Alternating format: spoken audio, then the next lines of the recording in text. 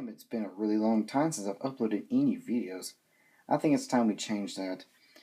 Let's just fucking wing it, alright? Let's just, you know, throw caution to the wind and make a random fucking video. Here we have G1 Trailbreaker, and it really has been some time.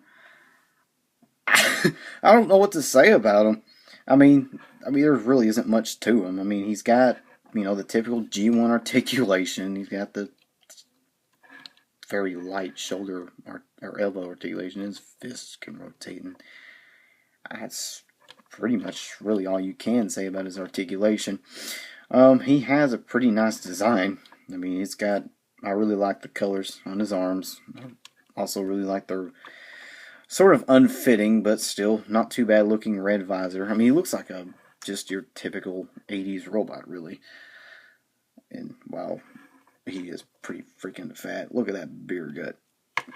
One problem I do have with him, though, is that you can't really easily pick him up and just start playing with him because he doesn't really lock into place very easily. I mean, you just pick him up, start messing about with him, like you want to move his legs, and he just kind of goes all loose on you. And I might be exaggerating a little bit, but not by much. His head likes to come undone. I mean, nothing really locks into place. I mean, it just kind of, everything just sort of floats about. The most annoying part is his backpack. His backpack doesn't really lock in place at all. In the head, neither. I mean, it just all sort of flops around. And the head wouldn't be a problem. It really wouldn't. If the backpack locked in place. Really the only... That's another problem we'll come back to. The only other... It wouldn't be a problem if the backpack were locked in place. Because, I mean, his head would just kind of do this. But the backpack does not really stay in place. So, and there it goes again. Hold on a minute. There we go. And of course, the legs don't really lock into place all that well either, but that's not too big of a problem. The other problem I have with them is that the fists do not like to stay in place at all on my particular figure. That could be just because of age. Now, in all honesty, that probably is. I'm being pretty fair here. I mean, they just slide right out.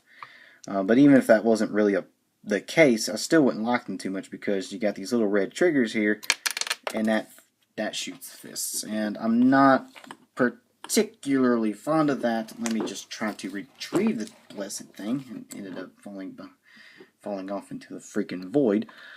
I even had to bump the camera to find it. But yeah, I don't really like that too much because it just, you could be playing with them, all of a sudden you accidentally hit it, and bam, it ends up going behind your freaking couch or something. And I mean, it doesn't shoot hard, but you still don't want it to shoot off anyway. Because, I mean, you'll end up losing the freaking piece. But other than that, I mean, there's really not too much to really necessarily complain about. Good lord. And yeah, like I said, I really hope this is just an issue on mine. This ain't like a really common problem.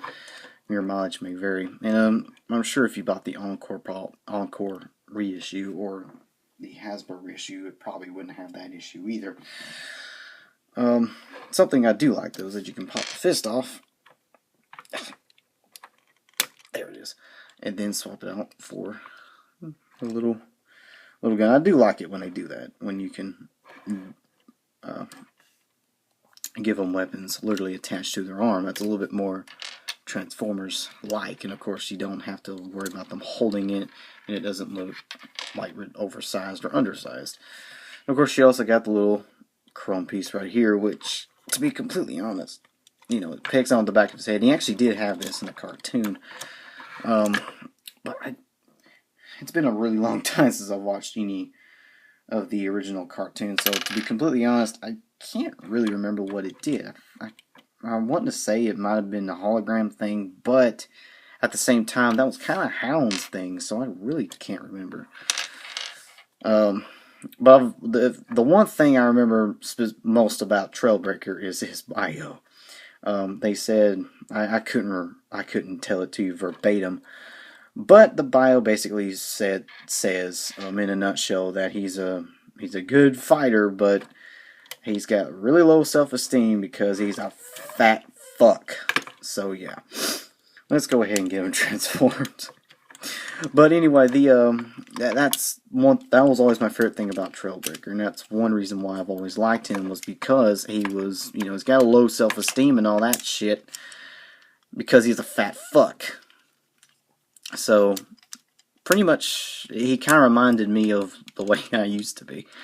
I'm still kind of like that, but nowhere near as bad as I used to be. I used to be like the most depressed kid.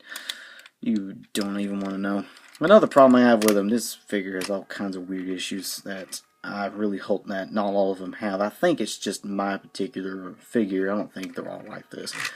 But for some reason, the wheel rubs up against the corner panel here. I really do not know why, but I usually have to kind of pull the legs back a little bit. And it's not rubbing up against it right now, but it did when I first transformed it, as you saw me pull it back. Once you get it pulled back and it's not rubbing up against the corner panel, it rolls along pretty nicely, but that is a bit of a problem for it to be rubbed up against that corner panel, and I don't really know why. And even though it's not rubbing up against the corner panel now, it still bothers me because the wheel is so off-center, it's ridiculous. He needs a really good alignment job is what he needs. But other than that, it's not too bad. One thing I do find funny, though, is that the wheels are actually the exact same kind of wheels that that Optimus Prime have. They're even the same tires, because it says Formula Desert Dog on them. Don't believe me? Here, I'll prove it to you. What did I fucking tell you? See, they're exactly the same. It's kind of... That's one thing I always notice about Trailbreaker, in particular. Don't really know why. I mean, I don't know why. That was always one of the things that I noticed right away even when I saw pictures of him online. But yeah, that was one of the really weird things I always noticed. I've always been very fond of the stripes as well. Very, very, like, so painfully 80s, it makes my eyes bleed. It makes me want to sing Michael Jackson music. But yeah, not really too much to talk about the vehicle mode. It rolls okay. It's pretty hefty too, because the whole front of this is die cast, and of course the feet are also metal. And the nice rubber tires make him, roll along pretty good. I don't know if I've specified that already. Also like the blue windows. Of course the little thing opens up here so you can put a little Diaclone figure in there. And of course you got the little heat sensitive rub sign, which does work. So yeah, not really much else to talk about. Well, I guess I could give a quick size comparison. Here he is next to a horse. So, I mean, not quite to scale with a horse, but I mean, whatever. To compare him next to something else, here he is next to Optimus. We already saw that. So, yeah, I'm just, whatever. But yeah, not really that much else to really talk about.